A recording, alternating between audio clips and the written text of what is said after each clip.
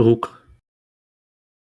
Добра, добра. Тады вітаю ўсіх у гэты цудоўны лістападавы вечар. Асабліва ён цудоўны для людзей, якія жывуць у Польшчы, таму што вось гэтая слякаць і мароз на вуліцы проста прымушаюць узгадаць добрыя слаўныя дзянькі ў Беларусі. Вось таму вось у нас сёння у гасцёх Зух Зміцер, і па добрай традыцыі нашага каналу мы даем магчымасць прадставіцца, штосьці распавесці пра сябе госцю, так што можаш такое кароткае прадстаўленне зрабіць.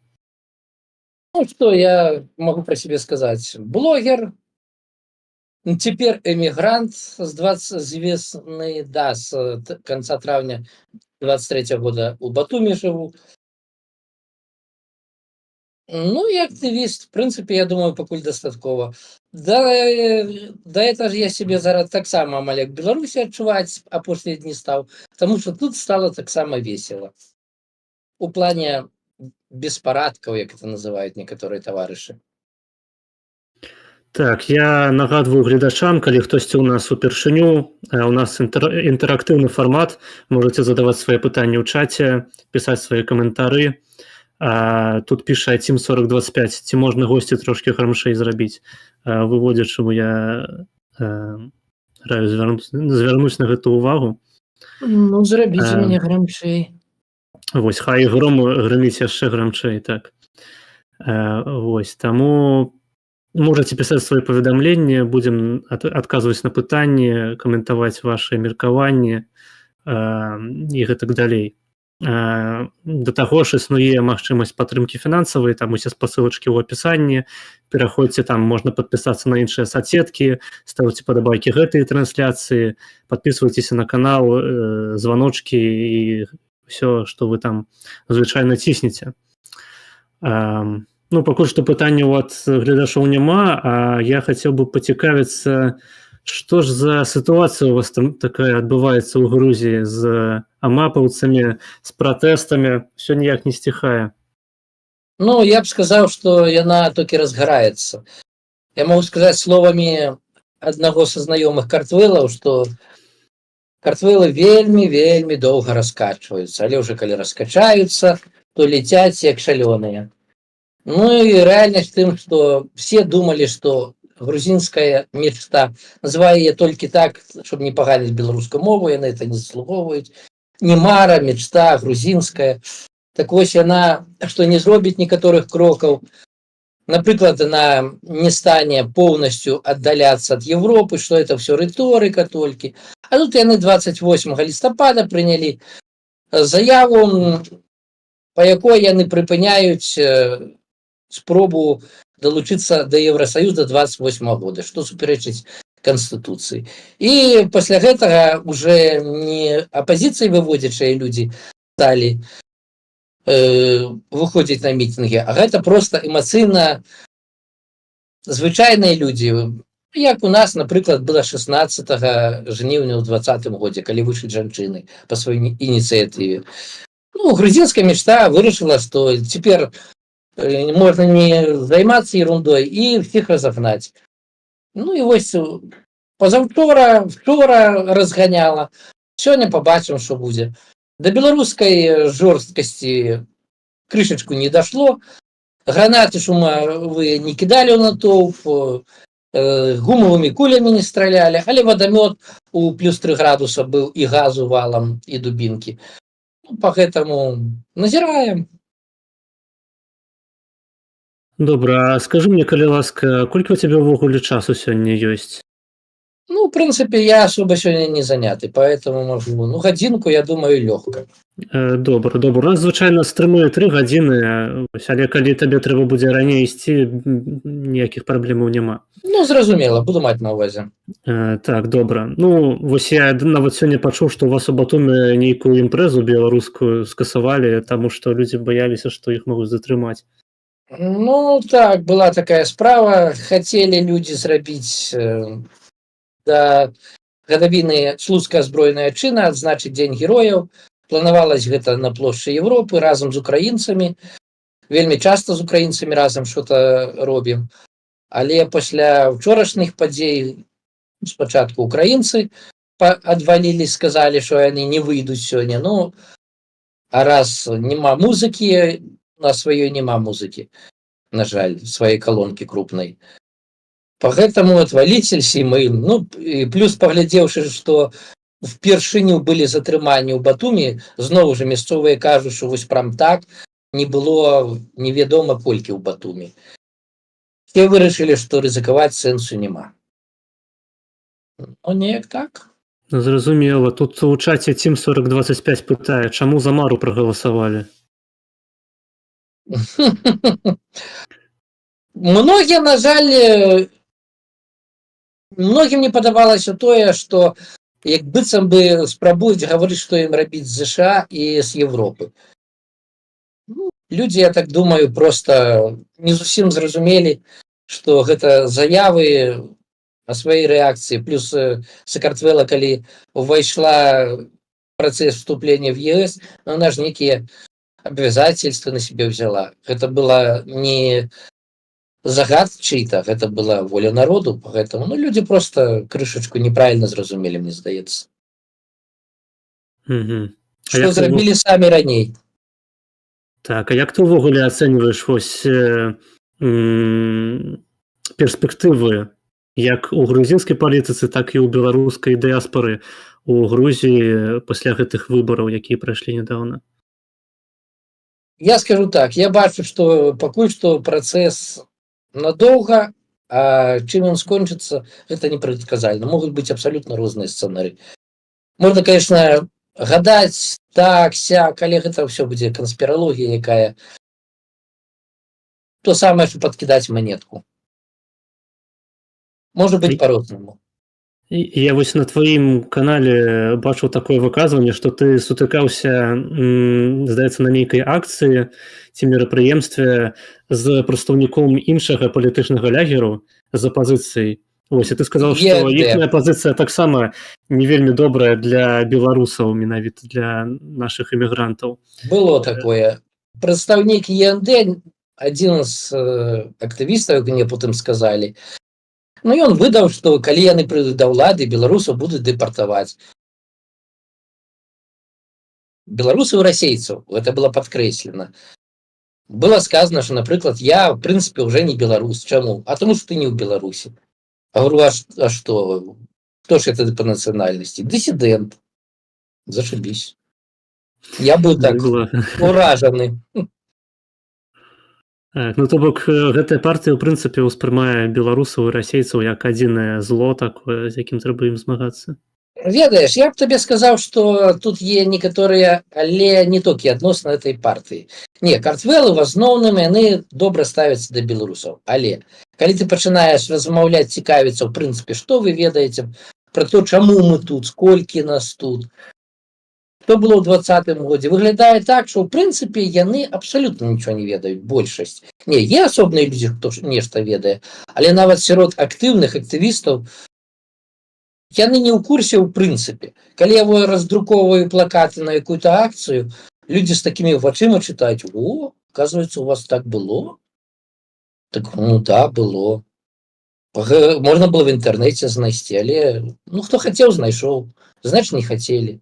Альбо мы кепска спрабавалі ім данесці. А ты насколькі доўга ты ўжо ў гэтай палітычнай суматосе і наколькі доўга ты вядзеш свой канал, вось распавядзі? Свой канал я нормально, ну як нормально, так, щоб пачаць сістэматычна над ім працаваць, веду з 2017 года. Ну, калі вдумацца, то, мабыць, больш-менш хоць што-то я рабіць пачаў з 2015 года, на тых выбарах, якія в тым годзе былі. Я тады просто агітаваў за аднаго кандыдата, я тады абсалютна думаў, што ну выбары ж не до конца фальсифікуеш, що там нешта пакажуць. А калі я паглядзеў вынікі, ведаючы колькі людзей чыста з маёй падачы за гэта чалавека прагаласавалі ў маім горадзе, я зразумеў, што там робяць што хочуць. Ніякай праўды выбары ў нас у Беларусі не паказваюць. Але потым расслабіўся і больш-менш рэальна зноў жа мяне зацікавіла эта тэма, калі былі дармаедскія пратэсты 2017 года. Вот там мяне зачапіла так канкрэтна. А ты сам на сябе адчуў, ці проста табе не спадабалася гэта з боку гледзячы? Ну, скажем так, на сабе канкрэтна я тады не адчуў. Але то, што я бачыў, як даставалі тымі ж так званымі пісьмамі шчасця, ну, пісьмо шчасця, хто не ведае, гэта прысылалі квітанцыю заплаціць за тое, што ты не працуеш, што ты дармаед. І больш-менш некаторыя мае знаёмыя пад гэта папалі. Прытым людзі, якія працавалі хто ў Расіі, хто іпэшнікам. Ну, я паглядзеў, што это некая ерунда. Потым мяне асабліва ўчапіла то, што было на дзень волі ў 2017 годзе. Я вось тады вельмі назіраў канкрэтна. Сиджу 24-го, мне скидывае кое-хто з Менска, з знаёмых, фоткі. А што гэта такое? Я гляжу і сразу бачу, што некая спецтэхніка, тады яшчэ не быў у тэме. Пачаў рыцца в інтэрнэце, ох, тут вадамёты стаяць. О, а там гляжу бусы і аўтазакі. Я зноў жа тады даведаўся, яшчэ не ведаў. І мне адразу падалося, што ну што-то будзе ненармальнае. І магчыма, хтосьці не памятае, але ў 2017 годзе не дазвалялі працягам свайго часу дзень волі, а потым за дзень до гэтага дазволілі. І сразу, убачыўшы тэхніку і куча сілавікоў, шчоўкнула што-то ў галаве, што гэта некая падстава будзе. Ну так і здарылася. Памятаеце, што было тады? Менавіта ў 2017 годзе. На жаль, у 2017 годзе мне было гадоў 16. Я вучыўся ў школе і асабліва гэтым не цікавіўся. Так. А адкуль сам, з якого гарада? Я з Віцебску. То есть бачыць не мог, у прынцыпе, нават тэарэтычна. А ты з Менску ці... Не, я з Брэскай вобласці. Ну, тады я коротенька раскажу, щоб просто людзі ведалі. Тады, у 2017 годзе, як быццам бы дазволілі дзень волі за дзень да гэтага мерапрыемства, а потым зладзілі жорсткі разгон. І вось то, што большасць з нас бачылі у 2020-м і думаюць, ой, а як жа гэта ж першыню в жыцці, що падобна. 25 сакавіка 2017 года было 1 в 1. Тады было затрымана за один дзень 700 чалавек у Менску. Все было тое, што потым было і ў 20-м. Рома 1 в 1. Это можна знайсці відэа на Ютубе пры жаданні. Ну так, гэта як вось скажуць калі-небудзь, што ў 19 годзе нібыта адбылася такая адліга палітычная ў Беларусі. Тыпу вось 20 год, который зусім там Лукашенко звар'яцеў, все, нелегітимны прэзідэнт, а дагэтуль тыпу ўсё было нормально, абсалютна там з 90-х Абсолютно гадоў. нормально. Ціш і гладзь. Ну так, а вось як ты ўвогуле ставішся да гэтай новай генерацыі і палітыкаў, і людзей, якія толькі ў 20-м годзе даведаліся, у якой краіне яны жывуць, які ў нас палітычны рэжым, і што можа быць за тое, калі ты выйдзеш там неяк пратэставаць супраць яго? Ну, пачнем з таго, што я таксама доўгі час жыў, нават разумеючы, што гэта ўсё неправільна, гэта ўсё ерунда, але таксама толкам нічого не рабіў, і лічыў, што, ну, я некалі такое выказванне пачуў. Щоб весці вайну, трэба грошы. Щоб перамагаць вайне, трэба вельмі вялікія грошы. Потым інтэрпрэтацыю да дыктатур гэтага ж сама пачуў. Я ўсё сидзеў, чакаў, калі ж грошы ў іх скончацца, ну, яны пасыплюцца. А грошы не сканчваліся. Час шоў, а грошы, ну, ніяк не сканчваліся. І нават калі грошы, здавалось, скончылись, людзям становілася жыць горш, все равно гэта ніяк не зрынала дыктатуру. Ну, вось тады пачаў думаць, што, ну, так, а што так, да пенсіі сидзець? Ну, рабіць што-то трэба. Поэтому я станоўча ставлюсь да гэтых людзей. Лепш яны зараз разумелі, пачалі хоць што-то рабіць, чым яны і далей сидзелі б, не разумелі б і казалі б, што ўсё добра. Ну так, вось гэтае чаканне, пакуль грошы скончацца ў Лукашэнкі, гэта, канешне, гэта больш-менш такі адпаведнік чаканню таму, пакуль сонца перастане свяціць і снабжаць нашу планету ўсёй энергіяй. Таму што у Лукашэнкі заўсёды існуе вось такая крыніца і грошай, і палітычнай падтрымкі там вайсковай на ўсходзе. І ці не Ну здаецца так. табе, што шмат людзей да гэтай пары не разумее такога, здавалася, простага факту? Як бы так сказаць. Ну, в прынцыпе, тут даволі багата людзей гэтага не разумее, але нашмат больш, гэта не пераважная большасць, это далёка не 50%, нават потому, як я з людзьмі ў Беларусі яшчэ ў 23-м годзе, ў 20-м, ой, у 23-м, 22-м, 21-м гутарыў, гэта максімум адсоткаў, я не ведаю, 25-30. Астатнія альбо разумеюць, альбо баяцца сабе в этом прызнацца. Большасць ўсё ж разумее, што і да чаго. Псіхалагічная абарона такая. Ну так. Нават калі самалёты леталі ў пачатку ўварвання в Украіну, а над маім горадам яны леталі рэгулярна па некалькі разоў на дзень, вайсковыя самалёты.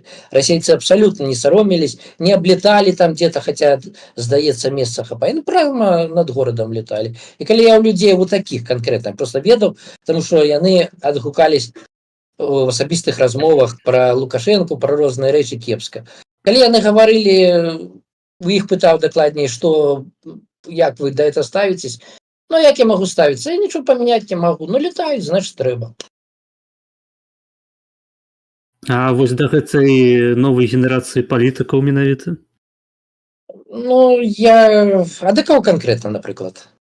Ну, напрыклад, да Бабарыка, Цапкала, Ціханаўская, Латушка, вось гэты радок такі. Ну, як бы сказаць, Бабарыка, ён, мабыць, крышачку наіўны быў, але вельмі разумны чалавек. І ўсё ж, не гледзячы на то, што яму закідаюць Газпромбанк і все такое, ён ўсё ж быў прабеларускі. На маю думку, ну, бачыў пару такіх выказванняў, што у чалавека просто падарвала, калі што-то наконт расійскага света прасоўвання ў Беларусі яго пыталі. Ну, напрыклад, увядзенне агульнага рубля на две краіны. Бачна было, што чалавек стрымліваецца і спрабуе рабіць, як многія любяць у нас па партызанству сваю справу. А пашоў на выбары, ну, не до конца, мабыць, ён разумеў, чым гэта да яго можа скончыцца, але, ну, смеласці яму тут не адымеш у яго смеласці. Ну, і ён мог бы што-то зрабіць. Ціханаўскі, ну, смелы, канешне, крыху нарваны чалавек, але бачна было, што ён в Расіі жыў дафіга часу, менавіта сам Ціханаўскі.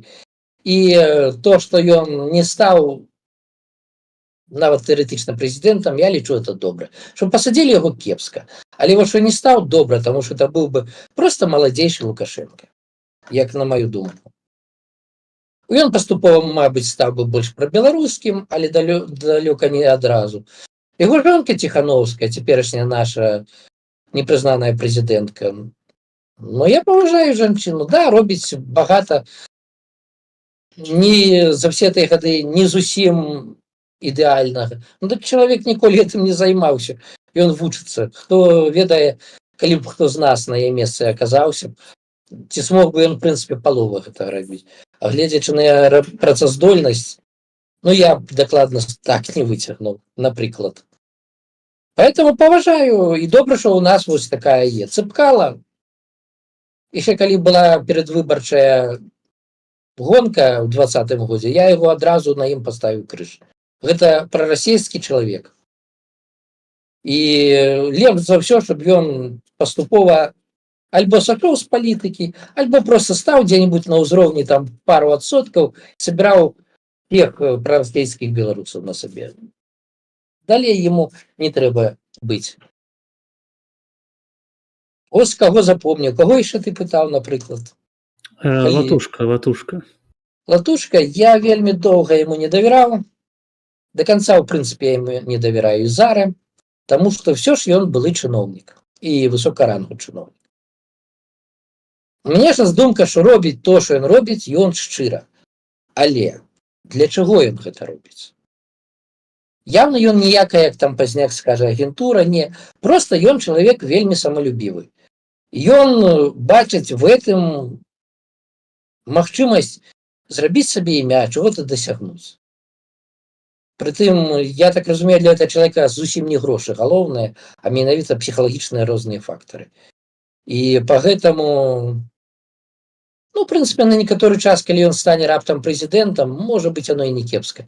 Таму што в палітыцы чалавек, які сябе любіць, часам робіць і карысныя рэчы, але каб надоўга не затрымаўся толькі. Ну, неяк так, такія думкі.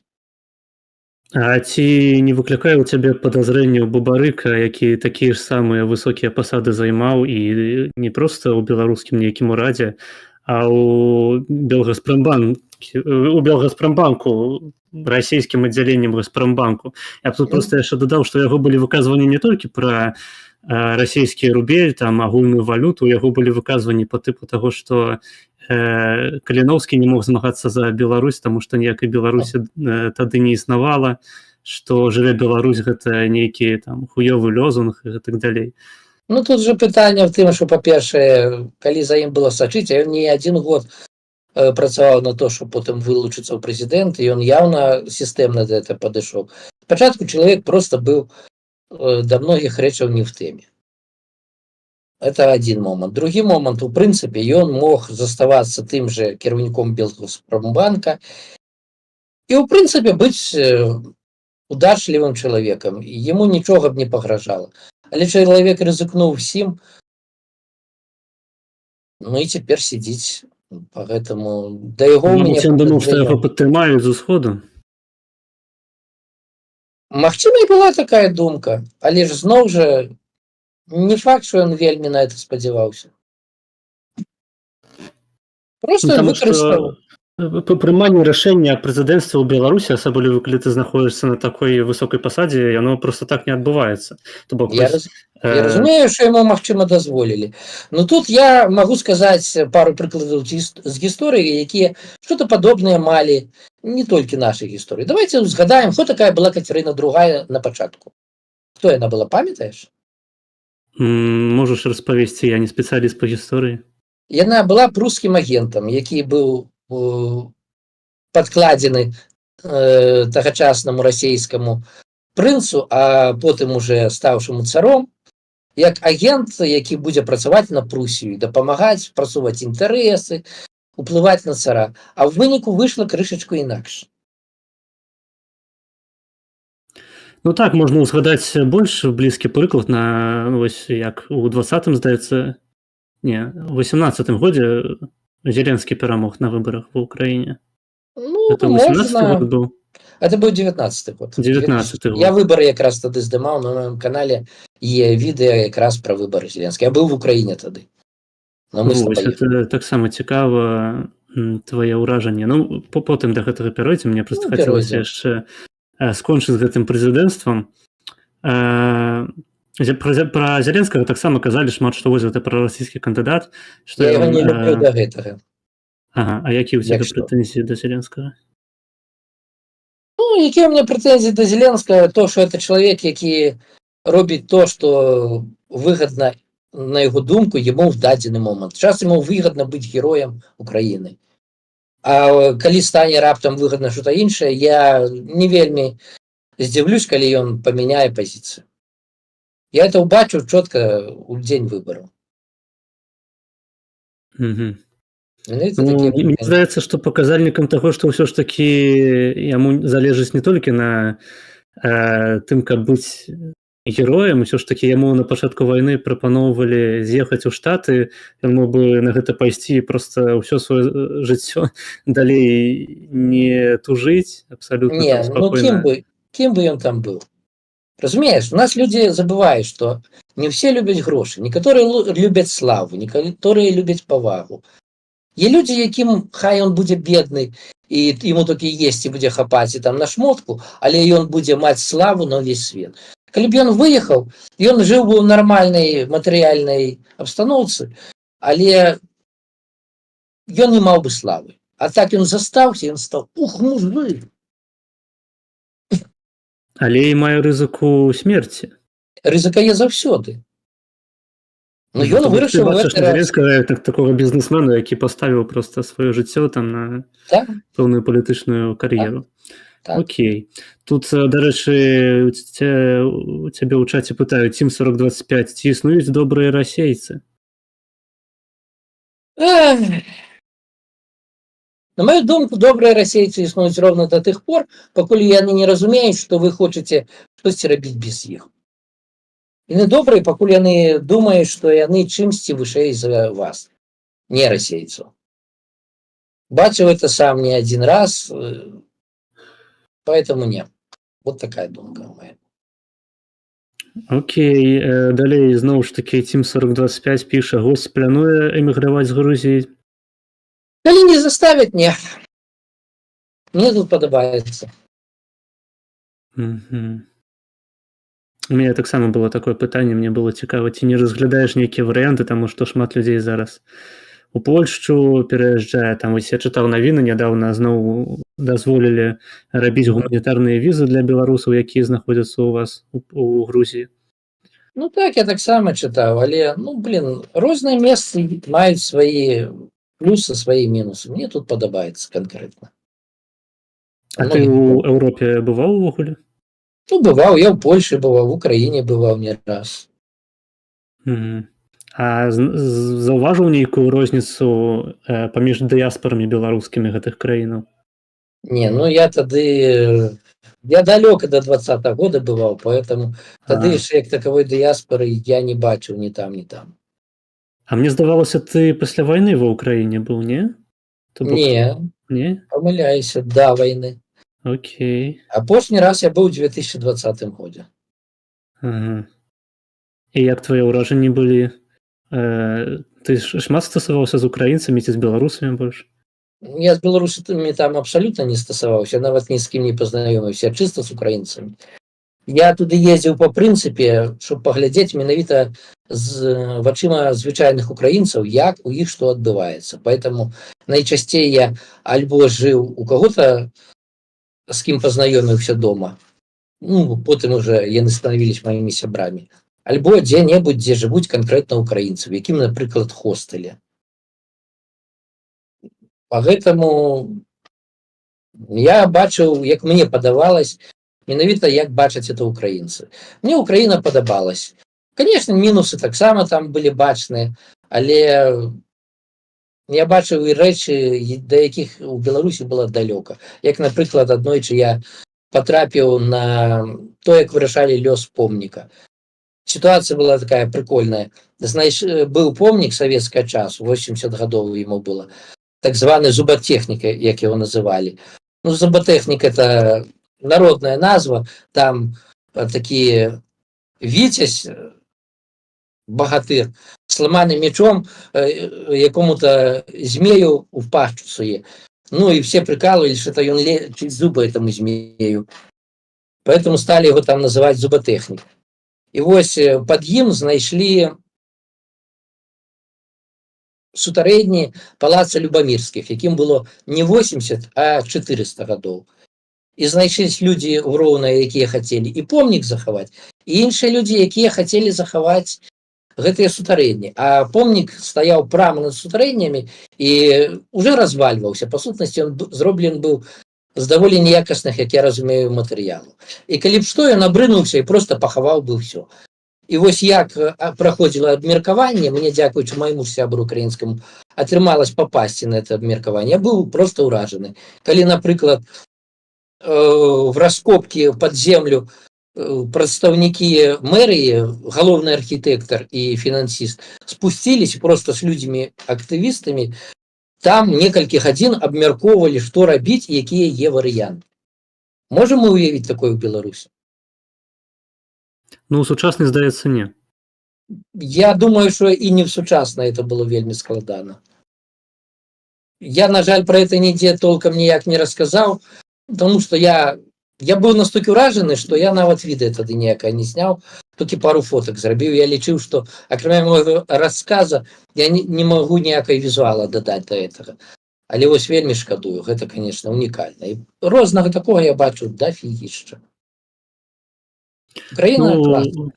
Як ты думаеш, вось мне здаецца, такі кшталт Грузію ў прынцыпе надаў у свой час менавіта Саакашвілі, а гэта у тым ліку украінскі палітык, і ці не праводзіш ты такія паралелі, што Украіна і Грузія такі вельмі дэцэнтралізаваныя грамадствы з пэўнай сілай грамадскай супольнасці, вось гэта менавіта самой нізавой самаарганізацыі. Не здаецца табе, што гэта падобнае ў гэтым сэнсе краіны? Чым-то падобнасць у іх але ўсё ж самаарганізацыя украінцаў, як мінімум мне так падалось, не хочу нікого пакрыўдзіць, калі што Картвэлаў, але мне падалось, што Картвэлам ўсё ж да украінцаў в этом плане далекавата. У іх конечно ж бачна якая-некая самаарганізацыя, але яна ўсё ж больш стыхійная. Украінцы к этому ўсё ж падходзілі заўжды больш арганізавана. Яны спрабавалі рабіць нейкія фонды, некие суполки, те же самые суполки в Фейсбуку, они нашмат больше в этом плане организованы. Я бы сказал, думаю, что тут можно отзначить. Украинцы любят сказать, что они анархисты, они такие гуляют в поле. Я бы так сказал, в поравнании с Картвелами, они абсолютно дисциплинованная нация. Ось хочется убачить реальных анархистов, вот вам сюды, Картвелы. Вот это да. А у вас там таксама, каб дарогу перайсці, трэба перад усімі машынамі рукамі там памахаць, як у В'етнаме якім-небудзь. Блин, вы насмешил, конечно. Нет, тут такого не трэба. Некоторые, хто больш прошарений, просто калі ідуць, таку руку в бок ставяць і ідуць. А насамрэч ты калі ідзеш і не бегом ніякім разе, настырна, але не хутка ідзеш наперад, вельмі хутка знойдзецца, хто цябе прапусціць. У Сакартвела у кіроўцаў знак, он становіцца, урубае аварыйку, значит, все, ідзіце, я пропускаю. И все будут стоять сзади, никто пипикать не будет, ничего, и ты нормально перейдешь. Просто не беги с криком «Ура!», как российцы. А ты давно у Грузии живешь? Я заехал 1 червня 2023 года. То бок... У паспорте перший штамп. Ты... Не за так. А грузинскую мову не пачаў яшчэ вывучаць? Вельмі так слабенько спрабую, але калі весь час узгадываешь, что на візраніці могуць не пропусціць, ты пачынаеш думаць, такая мова ці і не так і трэба. Хаця тым не менш вучу хаця б крышачку. Базу больш-менш нешта там пачынаю осваивать. А камунікацыя у цябе на якой мове з грузінамі? На двух мовах, в першую чаргу расійская і беларуская. Кому-то не дзіўна будзе, даволі немало Картвелаў ведаюць украінскую, а хто ведае украінскую, ён ж даволі хутка зразумее беларускую. Я думаў, другую мову ты назовеш ангельскую, таму што я чуў, што ўзровень ведаў ангельскай мовы, прынамсі сярод маладога пакалення грузінаў, досыць высокі. Высокі, это я сам сутыкаўся, але ён досыць нізкі ў мяне. Ага, мне зразумеў. Тут Team 4025 у чаце пытае стаўленне да Зянона. Кепскае. Это чалавек, які аналаг Латушкі і Лукашэнкі, і чалавек, які гатоў утапіць любых, хто паспрабуе хоць крышачку параўнацца з ім.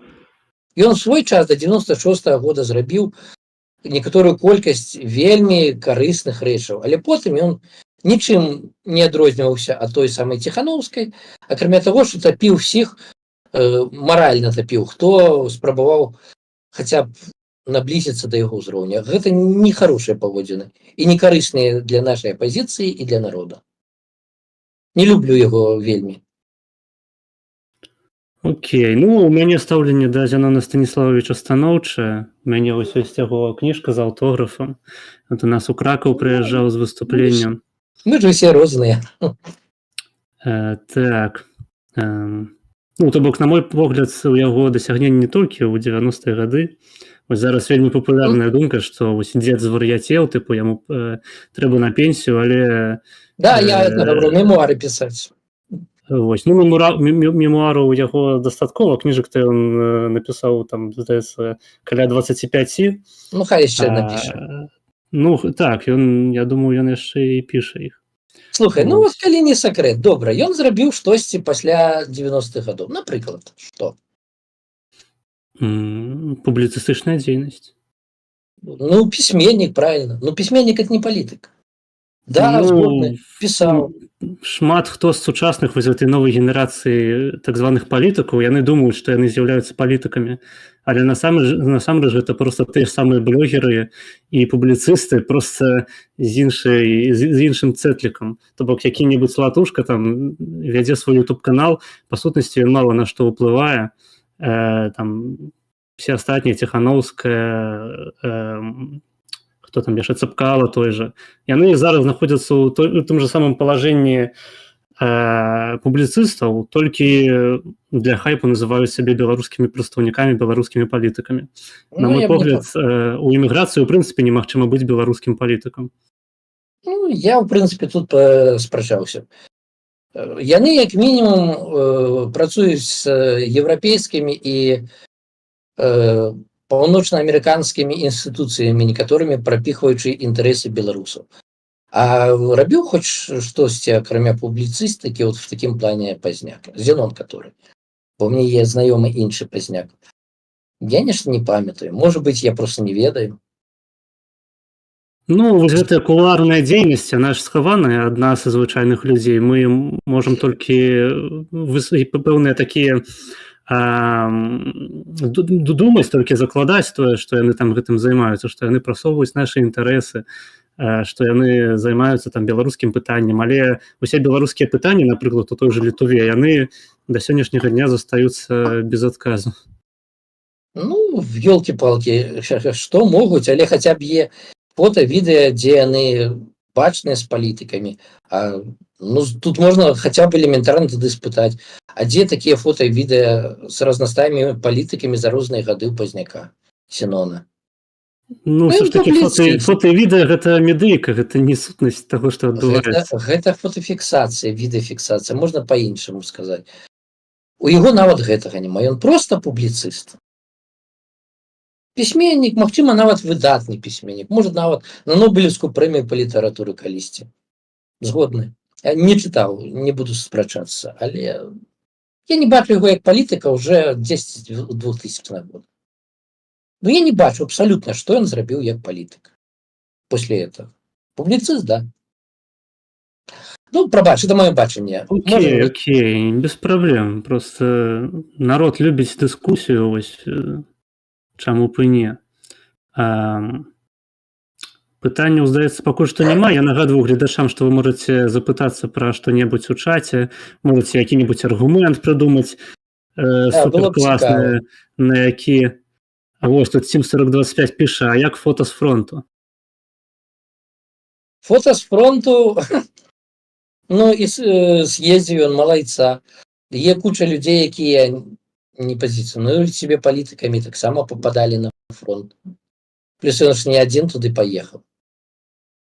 Ну, сярод беларускіх, здаецца, вось ён адзін са сваёй групы, там Усаў, Шчыгельскі, вось яны паехалі. Больш я нікога там не бачу. Тут же пытанне яшчэ і в тым, што на фронт папасці не можа любы жадаючы. Вот, напрыклад, я. Хто б мяне туды пусціў? Я, напрыклад, ведаю сітуацыі, калі тут некаторых беларусак па грамадзянству хлопцы альбо мужыкі, якія украінцы, паехалі в Украіну служыць в Батумі. Хацелі жонкі паехаць за імі, а іх просто не пусцілі. То есть спачатку в'едь в Украіну. Ну, ён маў якое-то імя, падабаўся некаторым людзям, яго пусцілі. Ну, некаторыя, можа, і дасягнення. Окей, ну, в прынцыпе, насамрэч, я чуў, што калі хочаш в Украіну можна патрапіць, галоўнае проста мець знаёмствы. Тут такая яшчэ праблема, вось я бачыў, ты таксама асвятляў гэтую падзею, калі Верамейчыка, здаецца, так, яго прозвішча, у мяне не вельмі добрая памяць на прозвішчы, вось адбылася такая вельмі непрыемная сітуацыя з тым, што яму Арыштавалі. забаранілі ўезд ва ўкраіну Так. спачатку. Ён спрабаваў у Літву прыехаць, там яму ўвогуле адмовілі ўезд у Еўразвяз. Мгм. І ў Грузію, здаецца, я чытаў, таксама ён спрабаваў Ён жыў. патрапіць. Не, ён спачатку некаторы час жыў, выехаў, потым зноў спрабаваў патрапіць. І ўжо не пусцілі. Мгм. Так, то бок, ну, тут насамрэч пытанне украінскага палітыкуму, вось гэтага чыноўніцтва, яно досыць вострае і, па сутнасці, вось, Яно менавіта вострае. праз тое, што украінскія чыноўнікі не вельмі хочуць перамагаць у гэтай вайне. Здаецца, Можа. што... Можа і гэ. Можа і так. Я просто шмат чуў прэтэнзіяў да Літвы, тое же, што вось не пусцілі яго, выдварылі. Ну, гэта справядлівыя прэтэнзіі, просто праблема ў тым, што Верамейчык, наколькі я разумею, гэта ну, ён не грамадзянін Украіны, але ён, прынамсі, герой сапраўднай Украіны. Я не ведаю, ці яго званне героя, але ён ваяр. Яго медаль є. Вось, Він нават медаль не ёсць. зусім герой, но он узнагароджены адной з вышэйшых узнагарод, так. Вось, і тое, як Украіна абыходзіцца са сваімі ветэранамі, па сутнасці, Это вялікі паказчык, насамрэч. Я могу просто, калі цікава, сказаць, вот аднойчы размаўляў, всего пару разоў размаўляў, але я задаваў свае пытанні таму ж Веремейчыку. Што ён на гэты конт сказаў? Калі цікава, могу сказаць. Давай, конечно. Ён сказаў так, што пакуль ты воюеш, ты герой, ты хто-то, ты патрэбен. Як толькі ты перастаў воеваць, ты ноль в Украіне. І пажадана, щоб тебе там не было. Ты нікому не патрэбна. Угу. Это его слова, не мои. Ясненько. Ну, в принципе, так и отбылося. Так и отбылося, да. Тебе тут у чаце яшчэ пытае Team 45, за каго б госць прагаласаваў на вольных выбарах у Беларусі? А Я так разумею, маюцца на ўвазе прэзідэнцкія выбары, але не ведаю. То есть свободно ён мне прапануе і выбраць? Ну, здаецца так. Ой, за кого ж я мог бы проголосовать? Ну, на першых выборах я б, мабуть, за якого-нибудь дыпламата прагаласаваў бы, які, ў прынцыпе, сышоў з сістэмы Лукашэнкі пасля 2020 года. Магчыма, нават на першых выборах за Латушку б я прагаласаваў. Магчыма. Дакладна не прагаласаваў бы за Цапкалу, дакладна не прагаласаваў бы за Пракоп'ева. Пракоп'ев наогул громкі, цікавы з выгляду чалавек, пры гэтым пакуль я не пачуў ні адной ініцыятывы, якую ён давёў до конца. Нават канал YouTube, які ён быў пачаў рабіць, і рабіць добра, ён закінуў. Гэта правда. Мне ўвогуле не вельмі зразумелы гэты феномен Пракоп'ева, на мой погляд, абсолютно бесталковы мужик, рэстаратар нейкі, які просто пафасныя нейкі рэчы задвигае. Ён славу любіць, як я зразумеў, і ён зразумеў, што тут можна себе паказаць. Яго это штырыць, мабыць. Так, окей. Так, я нагадваю яшчэ раз, што можна задаваць свае пытанні. Я пакуль што пацікаўлюся пра наступнае. Ці сачыў ты ўвогуле за выбарамі ў Амерыцы? Амаль што не, па шчырасці. Окей, то бок ты там не хварэў там за Трампа, за Харрис, просто так. Для цябе гэта не важна. Даволі не важна. Не чапляла. А ці вось працягваючы тэму з Украінай, з вайной, ці ўвогуле ты з самага пачатку звязваў будучыню Беларусі менавіта з украінскім пытаннем, ці табе здавалася, што толькі беларусы ўнутры Беларусі могуць гэта вырашыць? Ой, тут стаўленне маё насамрэч мянялася. Доўгі час я спачатку думаў, што дапамога Украіны потым вызваленні Беларусі можа прынесці нам якую-то карысць. Але так як у мяне вельмі багата украінскіх сяброў, яшчэ па маіх паездках, якіх з'явілася менавіта украінцаў, і наслухаўшыся, як яны ад гэтага адхрэшчваюцца все. Больш таго, адзін з маіх старых сяброў нават са злосці выйшаў у Фейсбуку сяброў у мяне быў пасля чарговага раза майго, калі я это сказаў. Я зразумеў, што гэта пытанне, пра якое нам бессэнсоўна думаць, таму што як яны любяць гаварыць, вот украінцы канкрэтна на эту тэму. Гэта ваши смецце ў вашай хаце, разбірайцеся з ім самі. Ніхто не хоча, акрамя маральнай, магчыма, там фінансавай падтрымкі ў будучыні, як-то нам дапамагаць. І это даволі агульная распаўсюджаная думка сярод украінцаў. Поэтому все наивные думки, что они придут вызваляць, спусцяць к нам пол Каліноўскага, я зразумеў, што гэта неправда паступова і спісаў гэты варыянт поўнасцю. Наконт таго, калі раптам пераможа Украіна, ці прама зменіцца ў нас сістэма ў Беларусі адразу, я таксама не ўпэўнены, таму што нават калі Расія перастане падтрымліваць, я думаю, у Лукашэнкі на некаторы час хопіць рэсурсаў пратрымацца, не ведаю, год, магчыма. А пытанне ў тым, што ён чалавек хворы ўладай, ён проста, як Януковіч, цікаць не будзе. Ён будзе цікаць, ён будзе змагацца дакладней, пакуль зможа. Я так думаю. Ну, я часто за это, мабыць, мне прызнаць экстрэмістам. У Беларусі ці яшчэ у Грузіі, у Украіне? Не, на шчасце, я думаю, в Беларусі, але адно з моих выказваний про Лукашенко любимых. Все думают, что Лукашенко это прям агент Кремля. Я б сказал, не зусім так. Ён для беларусаў як клеш, які смактаўся ў Беларусь, смокча сие сокі.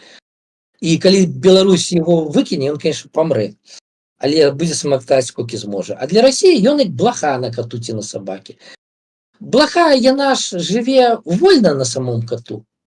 Час ад часу цікаючы ад таго, калі яго хочуць прыціснуць. Але харчуецца, грэецца за конт кота. Ось Расія для яго это той гаспадар, на якім ён жыве. А то бок ты не лічыш, што ў 94-м годзе Лукашенко стаў прэзідэнтам менавіта з падтрымкі Расіі? З падтрымкі Расіі, канешне, стаў, але зноў жа ён проста скарыстаўся момантам сваіх цікавасцях, як я думаю. Можа, ён тады хацеў спачатку поўнасцю сліцца з Расіяй, але хутка зразумеў, што быць уласнікам у гэтай тэрыторыі выгадней, чым быць губернатарам. Больш што, а тупым ён дакладна ніколі не быў. А ці не здаецца табе, што ўвогуле такая ёсць тэндэнцыя ў нашых СМІ, напрыклад, што пастаянна Лукашенко хворы, Лукашенко баіцца, Лукашенко там, не ведаю, памрэ заўтра. Такое спадзяванне вельмі наіўнае, інфантыльнае на тое, што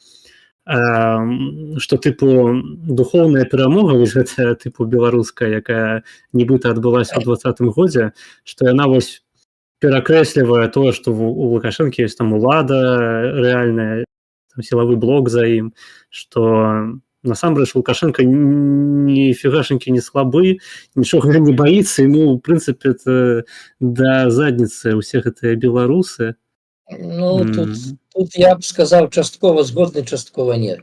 То, што ён не баіцца, тут я, конечно, не згодны. Я падазрую, што ў яго вельмі часта жывёльны страх натуральна є, і асабліва перед беларусамі.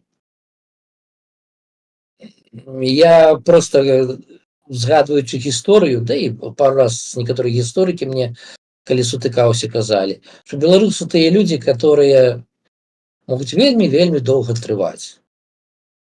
Але калі яны перастаюць трываць і спрабаваць дамовіцца, яны могуць просто забіць. Яны не будуць, як украінцы, пабіў морды адзін аднаму, потым паціснуў руку, все, нормально, мы ж сваі, не, беларусы, калі ставяць крыж, то уже назаўсёды. Ну, пакуль што нешта не адбываецца гэтае стаўленне крыжу. Ну, таму што сілы ў яго пакуль і падтрымкі з Расіі хапае. Але гэта не значыць, што ён не баіцца. Ён ж таксама баіцца і беларусаў, і таго, што Расія захоча ад яго больш, чым хоча зараз. А гэта можа вылезці яму бокам. Працягвай. Не, мне просто здаецца, што ён часам себе веде так, як быццам ён не разумее, што яму ўжо даволі багата гадоў і што ў прынцыпе ён можа кожны дзень памерці. Такое ўражанне, што ён адчувае сябе бессмяротным. Думае, што будзе жыць гадоў до 200. Адкуль Ну, тебе так такое? выглядае. Мне просто такое ўражанне, калі я назіраю за тым, што як ён робіць за яго паводзінамі. Ён же не Мне здаецца, прасоўвае. ён наадварот, ён дзейнічае нармальна на тое, ягоным дзецям просто пакінуць усе гэтыя грошы, ён іх вывозіць там у нейкія замежныя банкі, у яго там вялікая сям'я, колькі ў яго 3 ці 4 сыны, там ёсць здымкі ў інтэрнэце, дзе ён з сваёй сям'ёй там, ну, менавіта такой пашыранай, і там унукі, праўнукі ўжо просто, яму ёсць аб кім як бы клапаціцца, вось, у беларусаў як бы, ну, не зусім неяк атрымліваецца. То бок бачна, на што ён працуе, на што працуюць беларусы, пакуль што не вельмі зразумела. Не, ну, в перспектыве он, мабыць, разумее, что придется что-то оставлять. Але ж при этом то, як ён себе веде, выглядае так, что ён збіраецца до апошняга дня свайго жыцця кіраваць Беларусю, нікому яе не аддаць. І не бачна, што ён прасоўвае кагосьці са сваіх дзяцей рэальна з магчымасцю заняць нейкую пасаду. Такое ўражанне, што ён хоча. Быў перыяд, калі ён хацеў зрабіць дынастыю, так выглядала. І, мабыць, прынцам ён хацеў зрабіць свайго малодшага сына Мікалая. Але па ходу апошнім часам што-то ў яго явна не складваецца з гэтым, таму што Мікалая амаль не бачна і не чутно, так, щоб зусім публічна. Магчыма, некія нежаданні того ж самого Мікалая, хто ведае. Поэтому, закон прыняты тым, што былому прэзідэнту і яго сям'і тое і тое гарантуецца.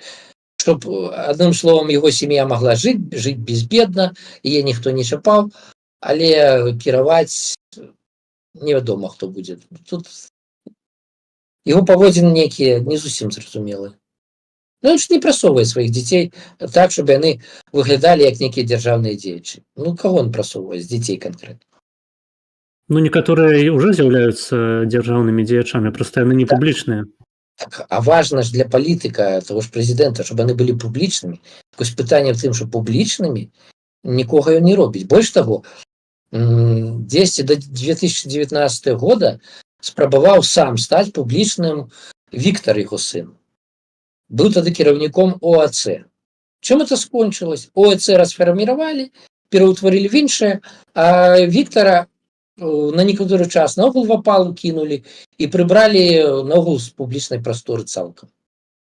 То есть такое выражанне было, што ён спужаўся свайго сына. Што, а гэты ж зараз можа мяне падсунуць. Ай, блин! Ну так, я таксама памятаю гэтую гісторыю, тады яшчэ ў СМІ пісалі, што вось сын Лукашэнкі, галоўны апазіцыянер. Да, вось я пра тое. Так. Ну, магчыма, ён сапраўды не рыхтуе там нікога з іх да ўлады, а проста грошы збірае, вывозіць, каб яны проста маглі там за мяжой існаваць сабе спакойна. Ну, это зноў жа такі маё ўражанне. А што насамрэч? Я ж звычайны чалавек. Я просто падумаў, мабыць, ты маеш на ўвазе, што ён, тыпу, думае, што ён вечны і ніколі не заплоціць за свае, там, допустим, грахі, я не ведаю, ты хрысціянін ці не? Ну, я так себе до религии ставлюсь. Поэтому, что он заплатит на этом свете, не упевнений. Але то, что в этом свете он старается, чтобы не заплатить, это докладно. И, мабуть, он думает, что и не заплатить. А ты думаешь, он доживе на своей посаде до конца жыцця? Халеру его ведаю. Часом здараюцца нечаканыя рэчы, поэтому все может быть. Потому что мне здаецца, што пакуль што ўсё ідзе да таго, каб ён дажыў усё ж такі да канца. Ну, выглядае пакуль так, згодны. Але ж зноў жа ніхто не ведае, што можа як павярнуцца. Плюс беларусы в сваіх гісторыі не раз паказвалі, што на сюрпрызы здольныя рабіць. Ну, окей. Таму хто ведае? Увогуле у тваім светаглядзе ці перамога Украины ў гэтай вайне, яна з'яўляецца нейкім важным элементам? Важным, конечно, безумоўна.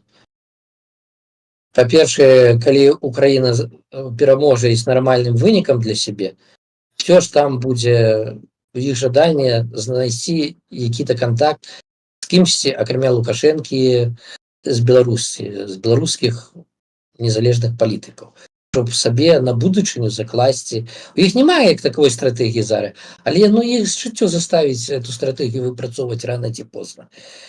І яны могуць пачаць больш-менш як-то дапамагаць хаця б чыста інфармацыйна тым самым беларусам. Тым больш бачна, некаторыя прыватныя ініцыятывы в гэтым бок пачалі рухацца. Некаторыя палітолагі, каналы сталі сумесна з беларусамі ствараць. Поэтому я лічу, што важным. Плюс это, хутчэй за ўсё, вельмі самалюбие расейцаў канкрэтна прышчыміць. І там з-за гэтага можа пачацца что-то не так са стрымам? Здаецца, ўсё добра. Ну добра. Яно прышчыміць іх самалюбие, і яны могуць пачаць займацца больш самімі сабой, у выніку можа стаць менш падтрымка Лукашэнку. Ну і гэта, хутчэй за ўсё, гэтыя фактары тады змогуць даць нам канкрэтнае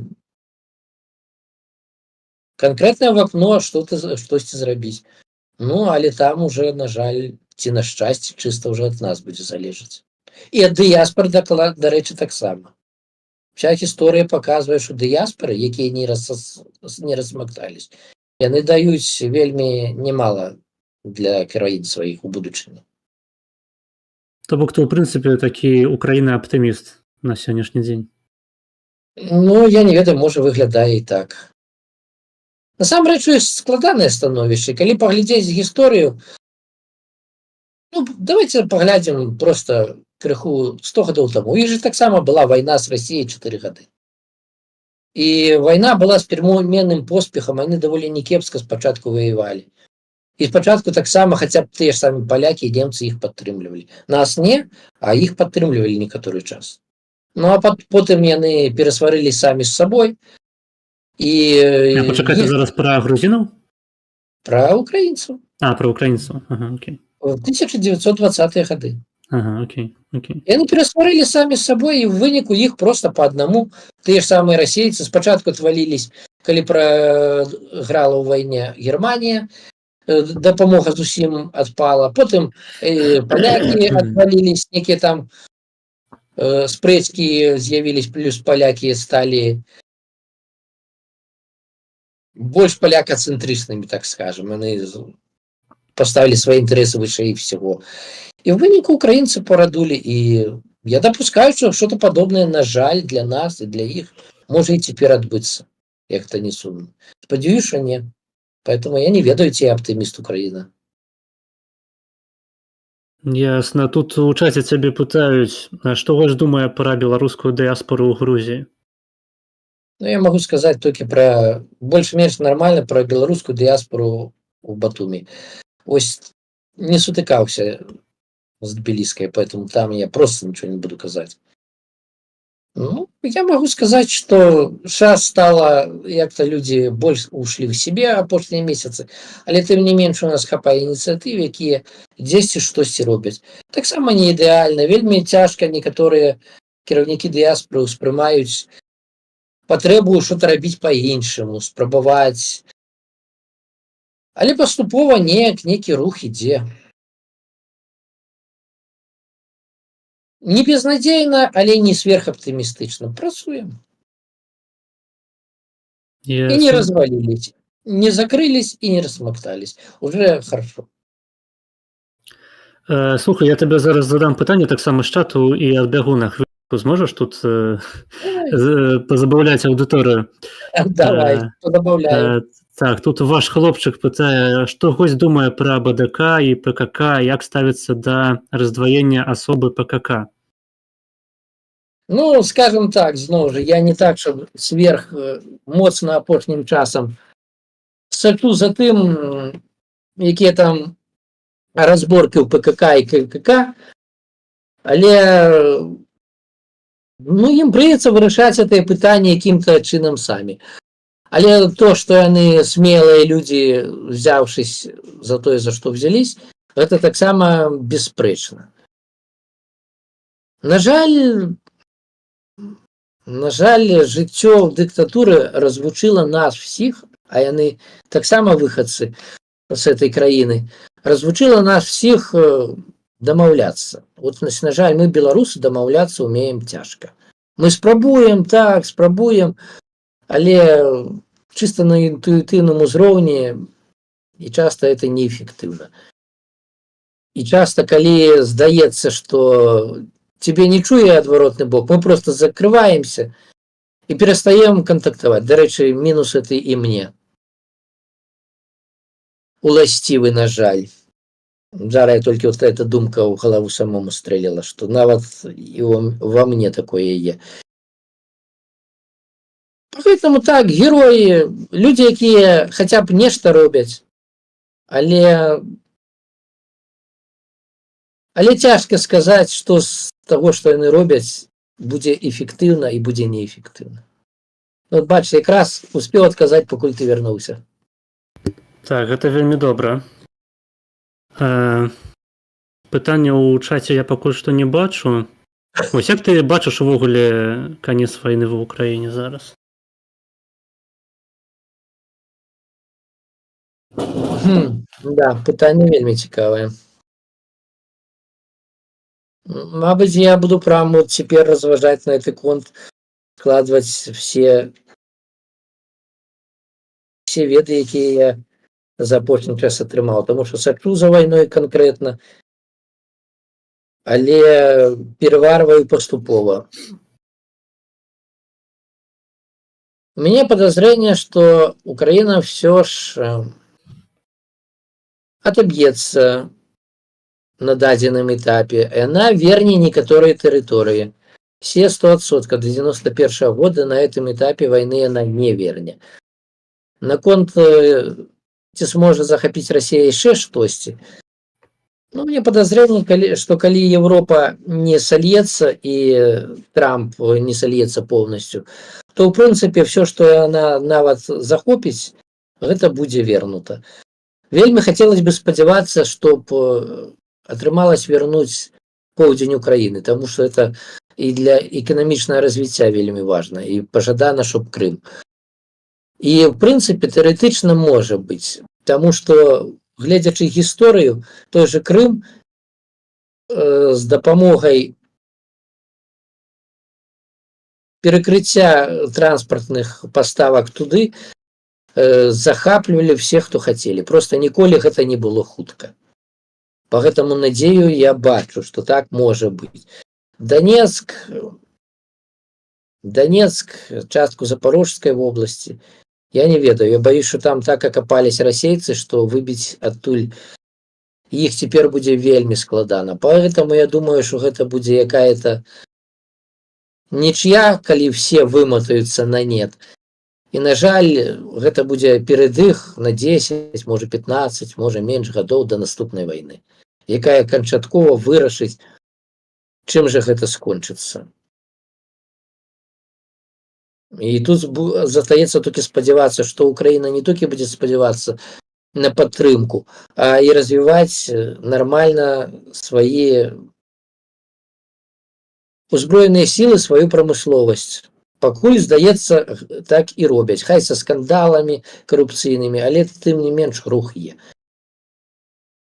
Поэтому у меня подозрение, что это все вельмі надолго. Вельмі. Ясно. Тут яшчэ пытаю цябе, Тим 4025 у чаце, любімы дзеяч беларускай гісторыі. Є такі. Усяслав Чарадзей. Нормально. А чаму? Гэта чалавек, які умудраўся пабыць нават вялікім князем кіеўскім, але врэшце-врэшт, это плюс да ўсяго іншага, але врэшце-врэшт уцёк нават адтуль на сваю родную Полачыну і потым зрабіў яе на той момант вельмі крэпкай дзяржавай. Чалавек, які пры ўсіх іншых магчымасцях вяртацца спрабаваў, і ў яго это атрымоўвалася нават праз гады, да сябе дадому і будаваць сваё. Вось просто прыклад. Ну, яшчэ Вітаўт, в прынцыпе, таксама мог бы пад это падпасці. Добрае меркаванне, цікавае.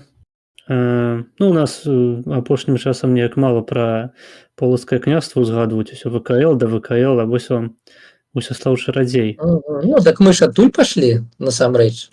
Безумоўна, безумоўна. Так, тут яшчэ ваш хлопчык пытае, любімая грузінская і беларуская страва, якую сам госць можа прыгатаваць. Ну, пачнем з таго, што я па адукацыі кухар, поэтому я дофіга чаго магу прыгатаваць. Ну, а страва беларуская любімая, гэта бабка. Бабка с рознымі дабаўкамі. Для мяне это па-за канкурэнцыяй. Наконт картвельскай, блин. Я не скажу, что я дикое захопление от картвельской кухни, по шчырасці. Для мяне тут занадта багата солі і перца. Да, пытанне цікавае, я нават задумаўся. Ну, давайте зробім так. Што я часцей за ўсё з картвельскай кухні ем? Гэта хінкалі. Гэта, здаецца, тое, што я таксама часцей за ўсё з грузінскай кухні ем, жывучы ў Польшчы. Вось, тут Тим 4025 піша, я пайду, давай. Дзякуй, што быў на стрыме. Да пабачэння. Дарэчы, спадарства, хто яшчэ не ўцёк? Магчыма, хто не паставіў падабайку, яшчэ не задаў пытанне, а можа, хто і не падпісаны, калі для вас рызыкі няма, рабіце гэта, это важна для прасоўвання канала. Так, подписывайтесь таксама на Зміцер. Дарэчы, вось былі у нас такія незразумелыя такія моманты, тыпу, як цябе зваць-то ўвогуле? Ты Зух Зміцер, і адначасова ты яшчэ і Віхор, і, мабыць, яшчэ хто-небудзь. Вы хочаце, щоб я вам всю паднаготную, што, як, адкуль з'явілась, расказаў? Зваць мяне Зміцер. Зваць мяне Зміцер. Так. Але многія рэчы, як, напрыклад, мой в тэлеграме псеўданім Віхор, гэта адгалоскі майго знаёмства з кімсьці. Я часам гавару, што многія дзяўчыны пабылі ў маім жыцці, даўжэй, менш, і пайшлі. Але ад кожнай штосьці засталося. Вот Віхор гэта таксама ад адной з дзяўчын. Ясна. Але, ў прынцыпе, в інтэрнэце ты Зух Зміцер. Што такое Зух увогуле? Зух гэта... Думаю, як бы это максимально коротко патлумачыць. Зух гэта чалавек непаседлівы, які чымсьці хуліганісты, чымсьці правакатар, чымсьці рызыкоўны, адреналінавы наркаман часам. Гэта падыходзіць во многом под мой характер. За што мяне, дарэчы, у картвельскай дыяспоры некаторыя просто, як мне там один чалавек сказаў, я тебе боюсь, я не ведаю, што ад тебе чакаць. Правильно, я все жыццё стараўся, чтобы от меня не ведали, акрамя самых близких мне людей, что от меня чакаць. То есть я домогся то, что я хотел. Вот так вот, это Зух. Гэта правильно, ты такі трыкстер. Ну, неяк так. Угу. Так, добра. Ну, мабыць, яшчэ што-небудзь хочаш распавесці вось з апошніх тэмаў, якія цябе хвалююць? Ну, апошняя тэма, што мяне сама хвалюе, конечно, это што будзе у Сакартвела. Што тут можна распавесці? Назіраю, гляжу, што тут адбываецца. Гляжу, як то, што мне расказвалі некаторыя картвелы про то, як яны звычайна рэагуюць. Яно зараз так і пачынае адбывацца, што раскачваюцца. Спадзяюсь, што то, што ў іх была як мінімум адна рэвалюцыя паспяховая, хаця яны гавораць пра больш, но я просто не цікавіўся настолькі глыбока. Магчыма, яны паспрабуюць яе зрабіць зноў, і ў іх атрымаецца. Вельмі спадзяюсь, таму што той же самы ЕНДшнік, прадстаўнік адной з апазіцыйных сіл, ну это ж толькі адной сілы, партызаны, да? Зараз пойдуць прагляды. Ну што, пакажы сюды, зірні, опа. Зірні сюды. І ось яшчэ думаю, як мне раздаць этих двух пухнатых партызанаў. Адзін выйшы, адзін е. Мяу, да, мяу. Ну все, ідзі. Каты гэта тэма, якая ніколі не страчвае актуальнасць. Гэта да, гэта праўда. І русізмы праскакваюць як толькі што. Є рэчы, ад якіх цяжка пазбавіцца, на жаль, часам. Ну, Дарэчы, от цікава, а ты насколькі даўно па-беларуску размаўляеш? Я пачаў менавіта размаўляць па-беларуску, здаецца, летам 22-го года. Мгм. Рэзка, паступова? Паступова, вядома. Ну, я спачатку я ўвогуле вершы тады яшчэ пісаў. От так. Так, але ну, спачатку я недзе з 17-го года, мабыць, я пісаў вершы па-расейску. Мгм. А у годзе 21-м, здаецца, я пачаў пісаць па-беларуску таксама. Але у тыя часы яшчэ не размаўляў па-беларуску. Толькі пісаў. Ну, гэта давалася трохі цяжкавата. Вось стараўся неяк стараўся проста неяк зрабіць, што каб для мяне гэта былі такія, як кажуць, gateway drug, тыпу вароты такія уваходу ў беларускамоўнасць, увогуле ў беларускую культуру. Ну, вось. Не, ну это ну кажы, цікавы падыход. Так. І потым я пачаў больш чытаць па-беларуску, слухаць. І ў 22-м годзе і размаўляць таксама. Проста тут яшчэ такая тэма ёсць, што большасць беларусаў думае, што яны размаўляюць па-расейску. Хаця насамрэч, калі б які-небудзь прыезджы турыст з Расіі пачуў, як размаўляюць беларусы па-расейску, як яны думаюць, ён бы сказаў: божачкі ты мой, калхознікі проста, краіна калхоз. Раскажу табе одну гісторыю. У мяне є былы ўжо сябар і блогер, правда, рускамоўны, па сталярцы што-то робіць у Беларусі. І вось аднойчы ён зрабіў ролик, ён мяне падтрымліваў, адзін з тых, хто падтрымліваў, калі на беларускую мову перайшоў у 2017 годзе. Але сам па-расейску пісаў. І вось аднойчы ён піша расійскай мовай: майстер-класс по изготовлению шуфлятки. Так это не вся история. Ну, это классика, так. Да, я к нему прихожу и говорю: слухай, ты себе сдал, где ты живешь? В принципе, як я себе сдал? Ты написал слово шуфлятка, его нема в русской мове. Да ладно, не может быть. Он почав, а его жонка, наставница, они почали разом шукать в словарах, все проверять. И праз пару дзён он приходит и говорит: блин, слухай, а правда шуфлятка нема в российской мове? Так. Жиза. Ну, насамрэч, это не толькі з шуфляткай. Шуфлятка — гэта просто самы распаўсюджаны прыклад. Я просто калі чую, як, напрыклад, мае бацькі размаўляюць, гэта заўсёды гэканне, гэта заўсёды там ужыванне слова ці, не ведаю, ягоны, там, гадоў.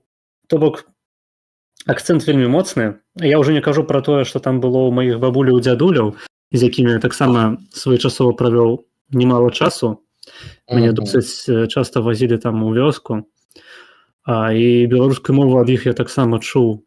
Ось, таму наколькі беларусаў, у прынцыпе, як часта кажуць, што вы тут жмігары прыдумалі некую беларускую мову, усе беларусы, для беларусаў, для ўсіх першая родная мова — гэта расейская. Насамрэч, да. Я зараз просто узгадаў, просто будзе в тэму адзін зноў жа выпадак з майго жыцця. Адзін са сменшчыкаў маіх калег па былой працы у Беларусі, ён сам у вёске жыве, горад ездзіў на працу шмат гадоў. Ну, і увесь час як быццам бы, хай з акцэнтам, але па-расейску са мной гутарыў. І вось я аднойчы тэлефаную яму дадому, и он со мной говорит, и он со мной, я по-белорусски, он по-российску. И тут ему треба что-то сказать на фоне где-то там жонцы. И я бачу, что он говорит на чистюцкой белорусской мове, и жонка ему так отказывает. Я говорю: мужик, стоп, а что ты со мной не говоришь по-белоруску? В сенсе, ты только что говорил по-белоруску. Не, я не говорю по-белоруску. Я не зразумел, что это было. Ну так, і часто ў вёсках, напрыклад, можна пачуць, што ў нас такая руская. Ну да, мабыць, это его такая руская. Так. Блин, это было прикольно. Таму для мяне, ў прынцыпе, беларуская мова, яна не была новая. Я просто часта спатыкаюся з людзьмі, там, напрыклад, які-небудзь, як яго прозвішча, Абламейка, не Абламейка, як гэты праграміст, Абламейка, па-мойму, так? Не ведаю, пра якога ты. Ну, такі, ён яшчэ перадачу там са Шрайбманам рабіў такую, ну, карацей, неважна. Шмат ёсць людзей, якія там нарадзіліся, напрыклад, у вялікім горадзе, там, якім-нибудь Менску. І да іх беларуская мова гэта сапраўды, ну, асабліва калі ў іх там яшчэ некалькі пакаленняў каранных менчукоў, якія беларускую мову ніколі не чулі.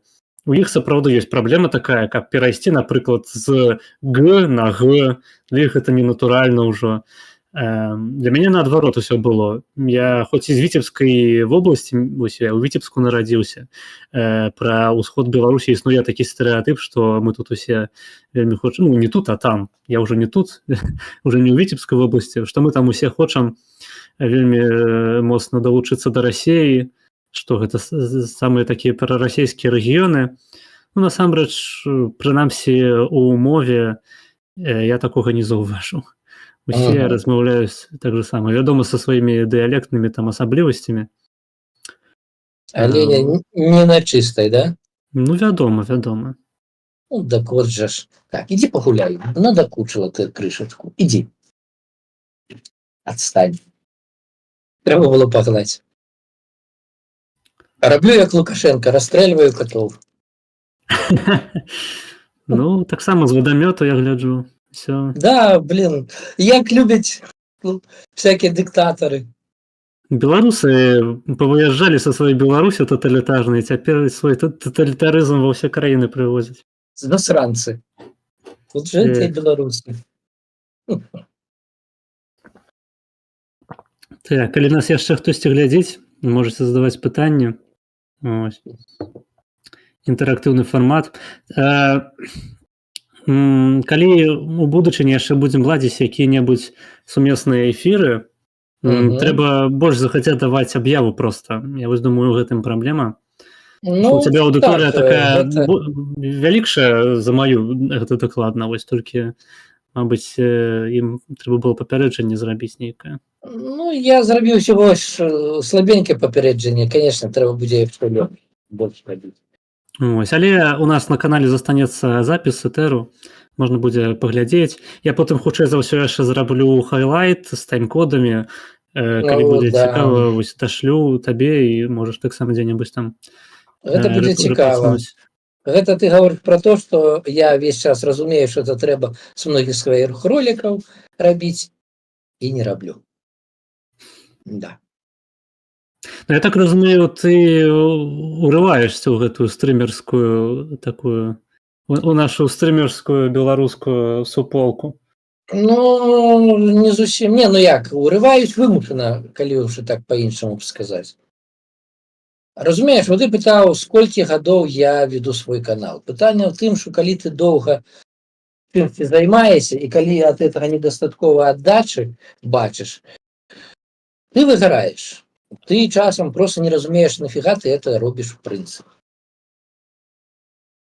І стрым тэхнічна ён ўсё ж прасцей, чым які-небудзь ролик сняць. На ролик трэба ставіць святло, ставіць гук, падбіраць час, пісаць сюжэт канкрэтны. А потым ты атрымоўваеш 100-200 праглядаў. А потым тебе еще, як за некоторые мои ролики, на тебе выливая своя диаспора бачок говна, что ты их подставляешь, бо ты знял, як они на какой-то акции были, и ты е на твоим видео. Прибери, схавай видео, якое ты монтовал пару дён. Ты сидишь себе таки думаешь, блядь, нафига мне, вот в принципе, нафига мне это все? А стрим придумал про что размаўляць, уключил размаўляй. Поэтому хутчэй за ўсё менавіта вось пагэтаму я ворваўся ў стрым. Таму што гэта псіхалагічна і тэхнічна найпрасцей. Гэта правільна. Я вось таксама свой канал на Ютубе пачаў з роліку, які я зрабіў спецыяльна для такога тыпу трэйлеру каналу. Называўся «Інтэлектуальная пустка». Зараз гэтага роліку ўжо няма, таму што мне на яго прыляцеў капірайт. і О, так. мне прыйшлося яго выдаліць. Вось. Ну, мабыць, я яго заліў потым на тэлеграм-канал. Вось. Ну, сутнасць у чым? Там было таксама некалькі сотняў праглядаў. Вось. Ну, гэта таму, што я яшчэ там піарыў яго, кідаў там у розным людзям, прасіў рэпаснуць.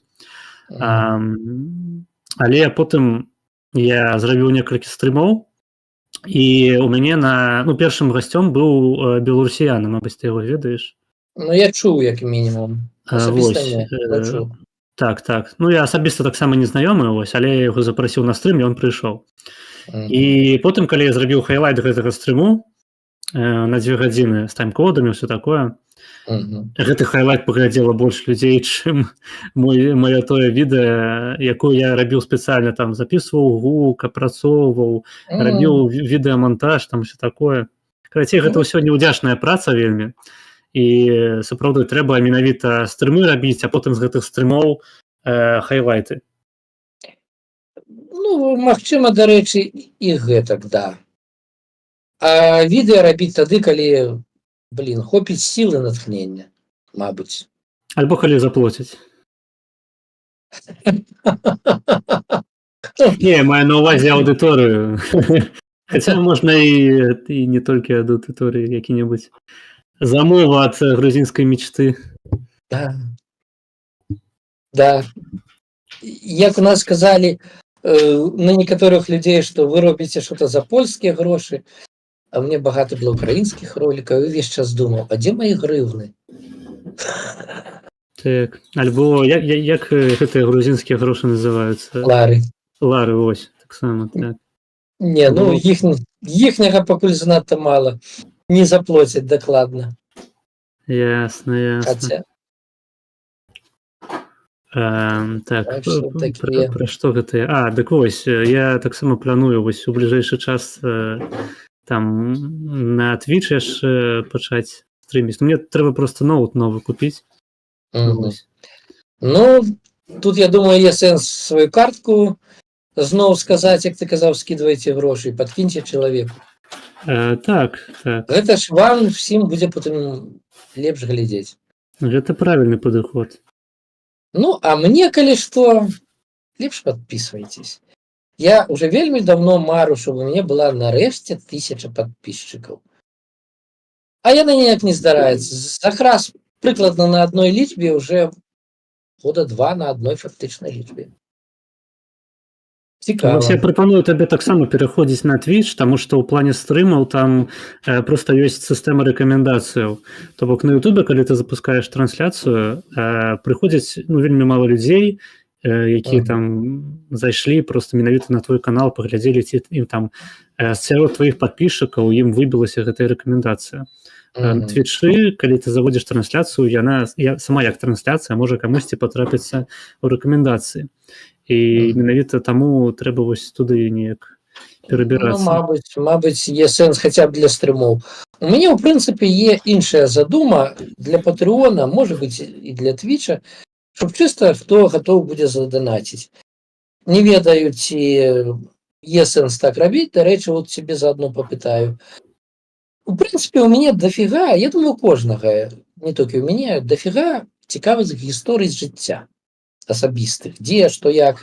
Тым ліку, напрыклад, чаму я віхор в Тэлеграме. І вось для такой аўдыторыі, магчыма, є сэнс такое рабіць. Є ў мяне такая думка, не ведаю. Можа, і неразумная.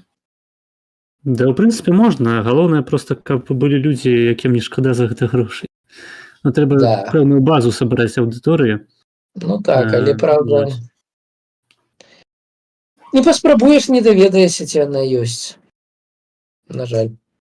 Я бачу, у цябе некаторыя ролікі прямо стралялі вельмі добра, там 30 000 праглядаў. Ну, є такое, але тут таксама асаблівая гісторыя, як яны набіралі такія прагляды. Я часам... Ведаеце, што самае дзіўнае? Што?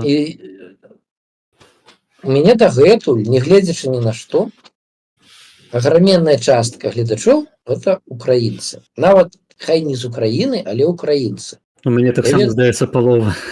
Я ведаю, што дзяўчына, дзякуючы якой у мяне віхор, псевдонім, 100% мяне таксама глядзіць, хоць, здаецца, не кантачым, таму што з Нямецчыны мяне мала хто можа глядзець, а вот хтосьці ж глядзіць.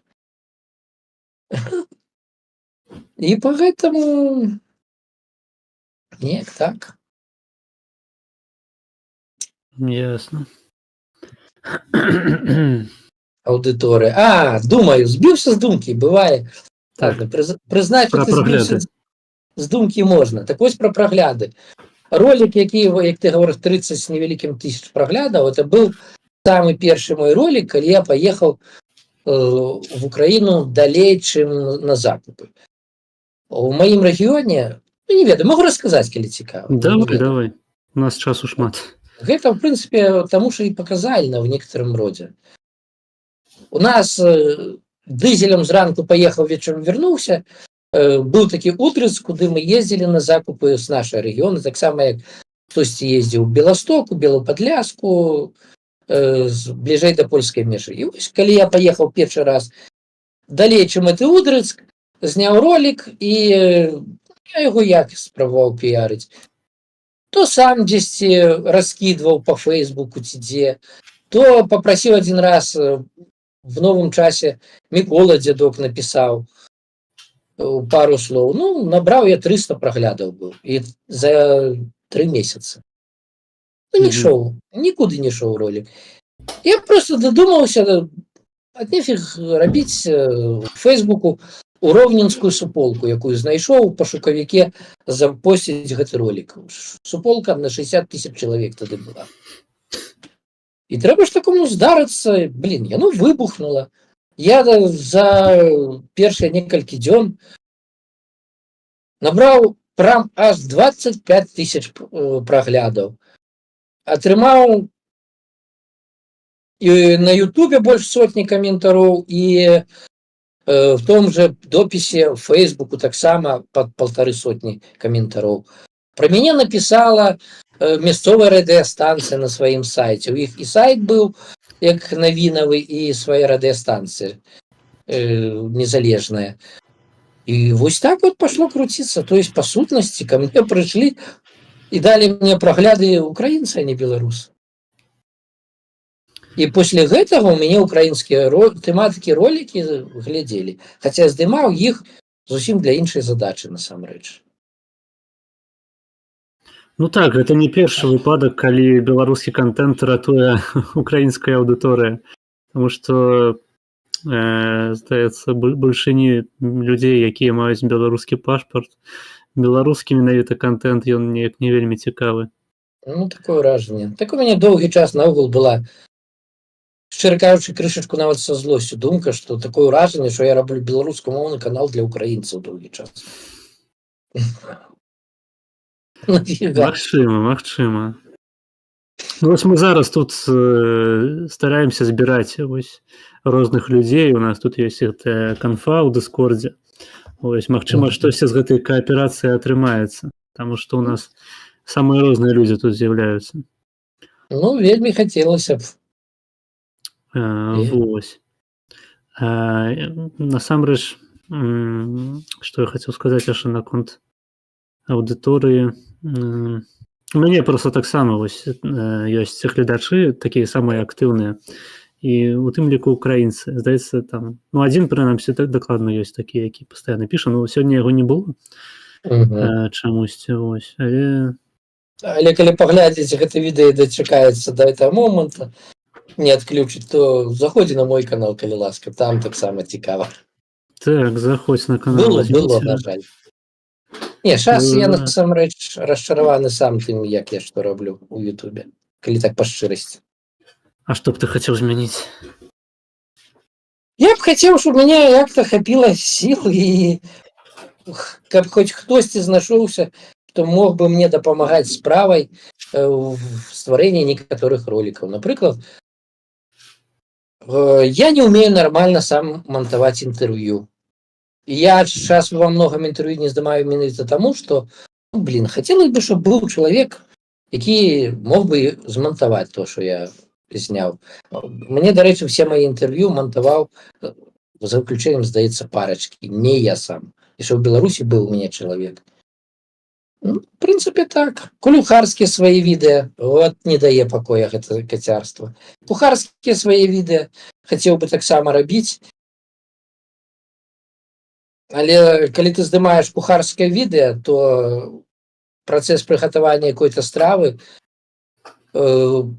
при здымцы павялічваецца ў 2 мінімум, а то і до 4 разоў. То есть ты бегаеш з бруднымі рукамі, мыеш т.д. т.п. Ну, это тэхнічна не вельмі проста. Каб быў чалавек, які мог бы часам далучыцца проста, хаця б націскаць кнопачку, дзе я скажу, это было б, па-першае, весялей, па-другое, хутчэй і прасцей. Але, на жаль, як-то вот не атрымалася з гэтымі штукамі. Ну, трэба правільна, вось як ты робіш сабе, щоб калабарацыі рабіць, трэба шукаць людзей, з якімі можна штосьці рабіць разам. Таму што, ну, як мінімум, так весялей. Гэта праўда.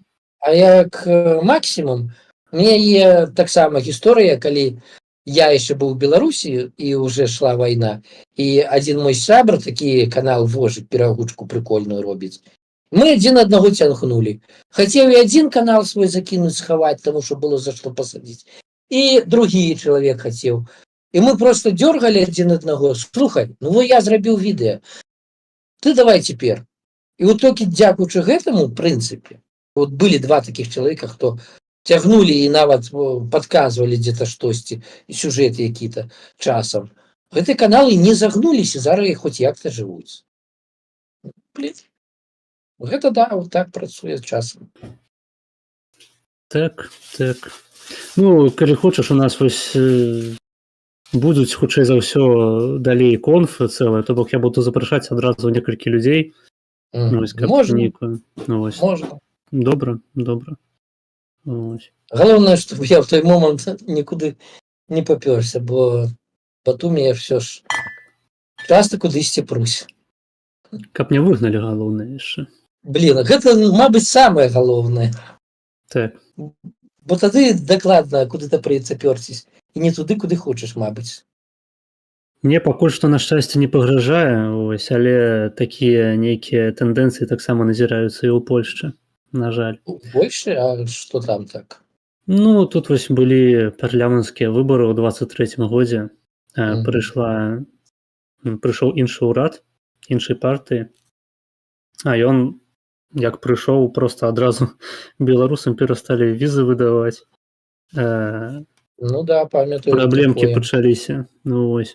Зараз гэта трошачкі змяняецца, вяртаецца. Тыпу, у Грузіі вось пачалі выдаваць гуманітарныя. Мне пашанцавала проста, я прыехаў яшчэ ў 22-м годзе. Калі была старая партыя пры ўладзе. Вось. Ну, я, да рэчы, скажу, што я мала з кім, правда, успеў пагаварыць, пары чалавек, але нашы людзі что-то ад тых віз, якія зараз гуманітарнай Польша выдае, не в захапленні. Таму што... што такое? Просто люди разумеют, что это приехать в Польшу и только там сидеть. Ну, як мінімум, так падалося людям. А ў Грузіі, тыпу, нешта іншае? Ты не просто там сядзіш? Не, ну это ж людзей думка. Насамрэч, большасць тут таксама гэтак же сидзіць. Таму дзіўная логіка, але вось такая праскаквае. Хотя, да, большасць все ж тут сидять, таму што лішні штампік у пашпарце набліжае яго канец. Нават не толькі тэрмін. Ну, ёсць такое. Мне вось пашанцавала, што мне Польшча проста ахову дала. І, ну, калі зусім нейкіх фундаментальных зменаў у Польшчы не адбудзецца, то гэта хутчэй за ўсё застанецца, і я спакойна сабе змагу нейкую тут легалізацыю атрымаць. Ну, мне прасцей, таму што я яшчэ і студэнт, то бок я скончу з часам тут вышэйшую установу польскую. Ось такім, ну, просто для студэнтаў тут прасцей. Тут і карты побыту хутчэй выдаюцца і ўсё такое. Ну да, перад пенсіянеры, як я, не цікавыя. На жаль, так, там людзі па некалькі гадоў чакаюць гэтыя дакументы. Хаця па шчырасці, я часам себе адчуваю нашмат крыпчэйшым, чым быў у 20, скажем, 8 гадоў. Але ж Да пашпарта гэта не прышьеш. На жаль, так. На жаль, так. Ну, у Грузіі можна жыць і з беларускім пашпартам. Проста пытанне ў тым, колькі гэта яшчэ працягнецца. Ну, на жаль, так. На жаль, так.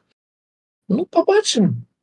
Спадзяюсь, гэта даўжэй працягнецца. Потым прыйдзецца кудысьці, што цікаць. Калі не папросяць, можа, не папросяць. Так. Не, Сакратвела, насамрэч, цікавая краіна і даволі камфортная для жыцця.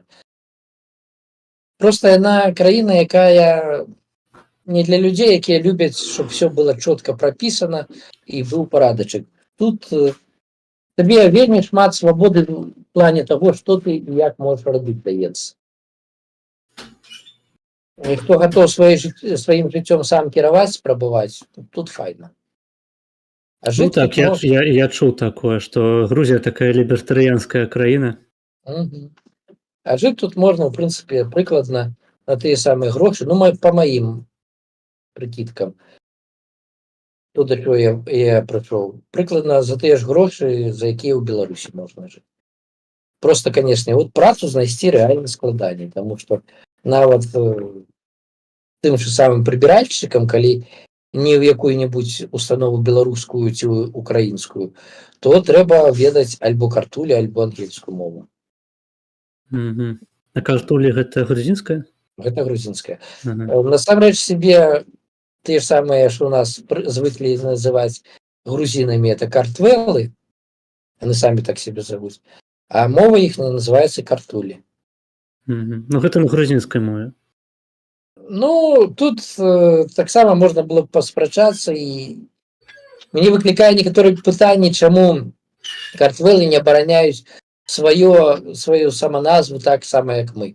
Вот сколькі бывало у нас спрэчак з тымі ж расейцамі, магчыма, нават з палякамі, 100% з украінцамі, калі хтосьці скажа слово Беларусія. Угу. А ў картвелу такога няма. Я, калі яны гавораць не на сваёй мове, ад саміх іх чую: Грузія, Грузія, Грузія. Я нават аднойчы запытаў: так а чаго так? Ну, ім лянотна тлумачыць, як яны сказалі. Не, ну, насамрэч, для мяне гэта не праблема, для мяне гэта наадварот паказчык таго, што нацыя самадастатковая, яму ўвогуле насраць на тое, хто як іх называе, там, як немцы які-небудзь, Дойчланд, іх ніхто так не заве.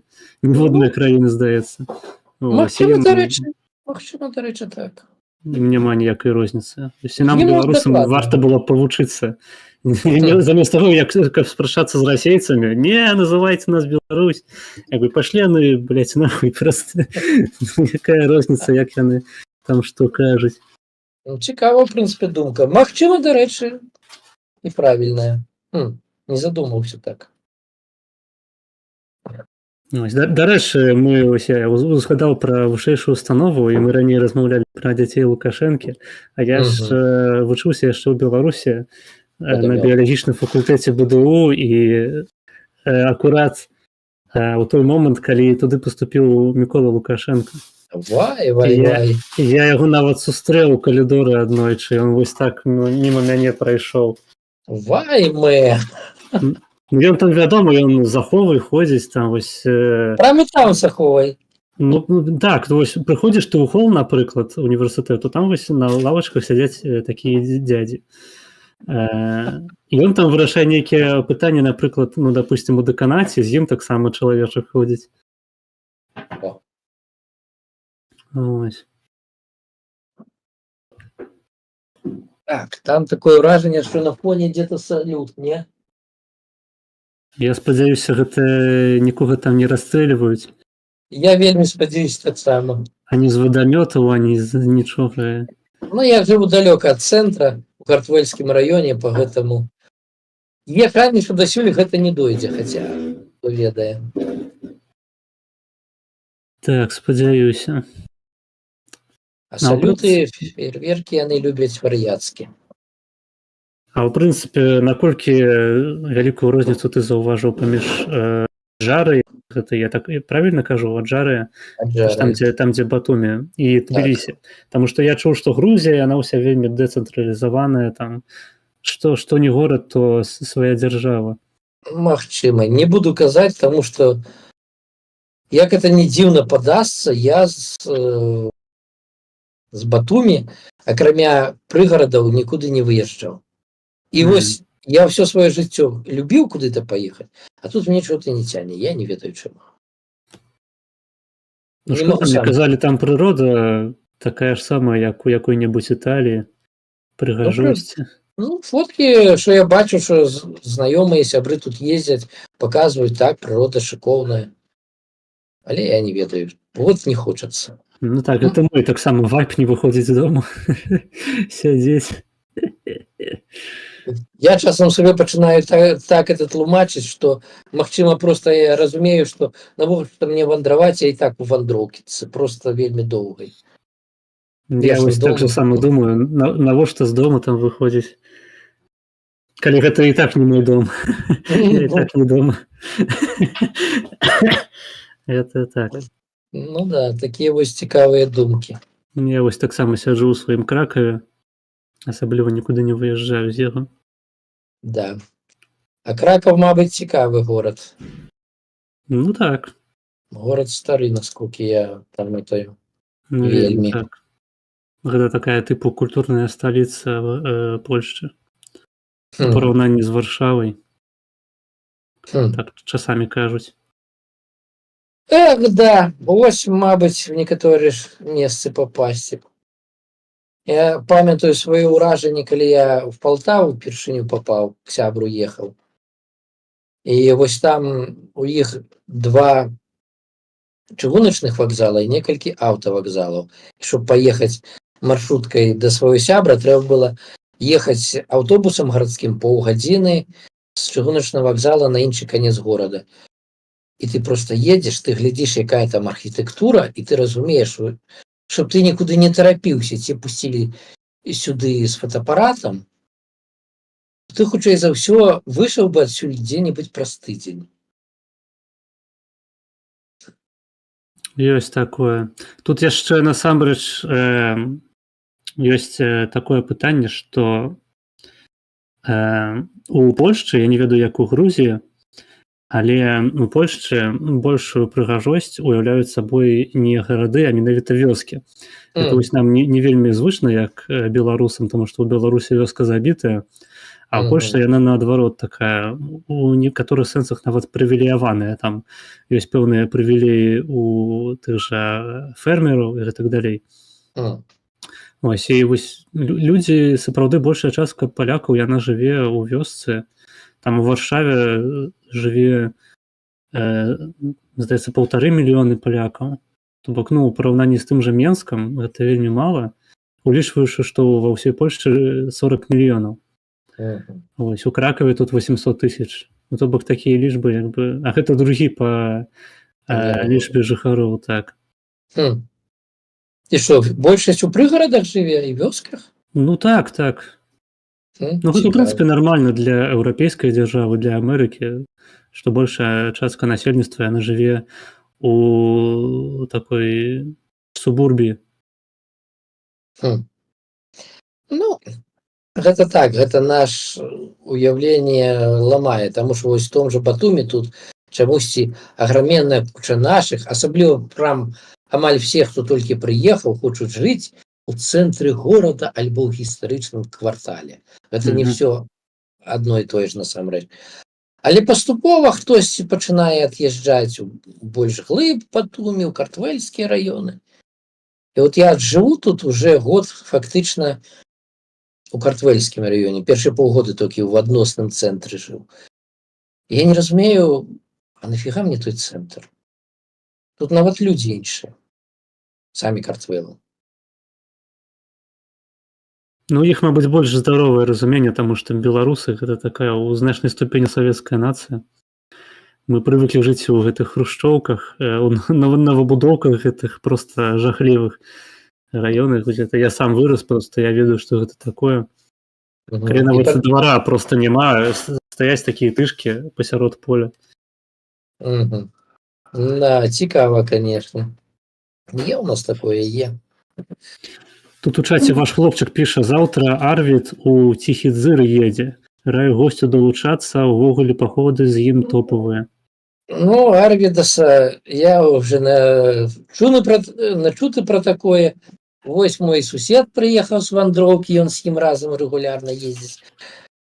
Можа, калі з'езджу, але баюсь, што не хутка. Ну, вот не цягне мяне, не цягне.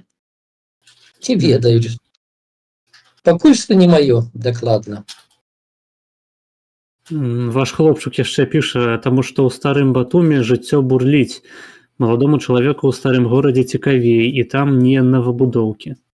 Ну, пачнем з таго, што дабрацца з Картвельскага раёна в той жа новы горад, щоб паўдзельнічаць. А я багата таксама у чым паўдзельнічаў, і часам в чым-то ўдзельнічаю. Ну, паўгадзінкі патраціць. І што? Это на ровары. Ну, калі не грамадскім транспартам, хай з коркамі, коркі тут страшныя. Ну, часам 40 хвілін в адзін бок. І што? Абавязкова, щоб просто ты выйшаў, прайшоў 5 хвілін, і ты вже на якой-то імпрэзе. Ну, я не ведаю. Зато тут людзі больш класныя, тут цішэй. Тут не бахае, як я жыў першыя паўгода каля такого жылого комплекса, як Орбі, калі там кожны вечар бахалі салют, нармальны такі салют, гадзін на 5-7 мінімум. І калі, напрыклад, часам любілі яго бахаць, не кожны раз так, але часам у 2 ночы. Блин, ты спіш, і тут себе так класна, правда? Так. Я ўвогуле лічу, што ўсе гэтыя рэчы пазабараняць трэба. Ну, з Картвелам забараніць салюты, гэта фантастыка. Яны настолькі любяць фейерверкі, што тут, в прынцыпе, проста па розных прычынах, калі выйдзеш паглядзець на горад, кожны дзень вечарам як мінімум некалькі фейерверкаў. А мінулы Новы год, ну, я падумаў, што вайна пачалась. Ён просто гарэў. Вот весь горад просто гарэў ад фейерверкаў. Лепшы момант, каб якая-небудзь расійская ракета заляцела і ніхто не заўважыў. І ніхто б не заўважыў, натуральна. У іх, для нас, для беларусаў, гэта будзе, мабыць, шок. Тых, якія не жывуць і не жылі у Сакартвэла. Але тут фейерверкі, нават у крупных крамах прадуктовых, просто во многіх є паліца, дзе цэлы набор фейерверкаў, петарды, всего такого. Не трэба куды-то ехаць асоба, шукаць. За што купіць хлебушка, за одну пачку петардных было. Гэта жахліва насамрэч. Я не ведаю. Ну, асабліва для жывёлаў. Жывёлы просто вар'яцеюць ад гэтых салютаў.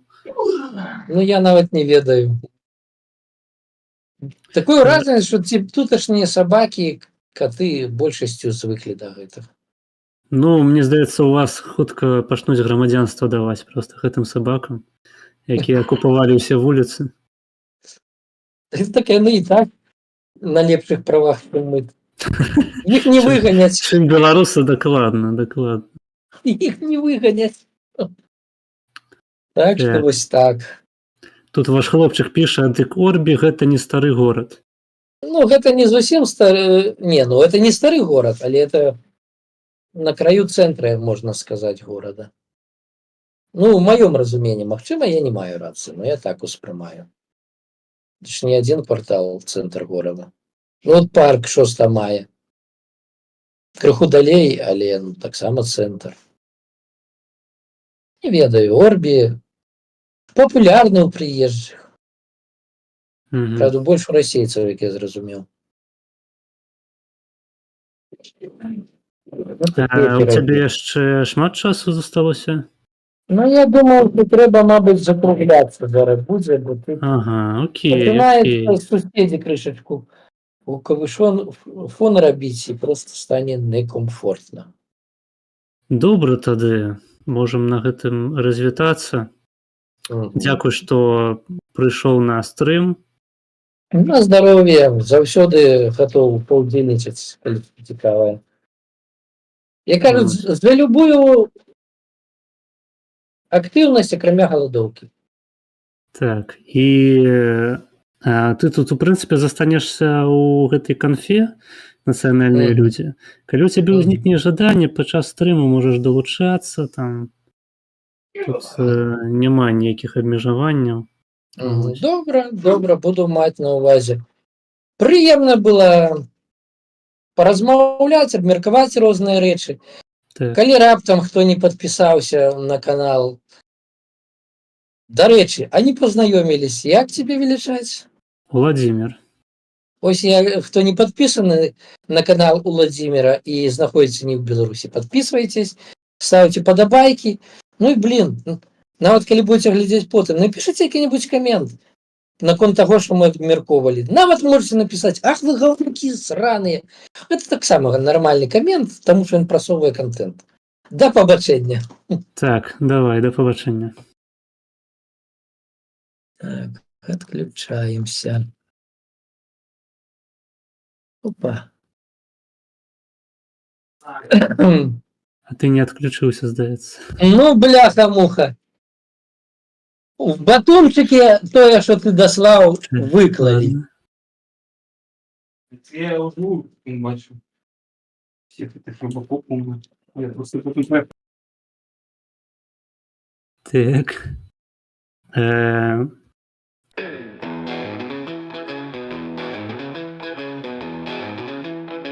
Это не национальные люди, это агентура, это люди, які скомпрометували себе, это маргінес, які знайшли тупик. Это не национальные люди, это агентура, это люди, які скомпрометували себе, это маргінес, які знайшли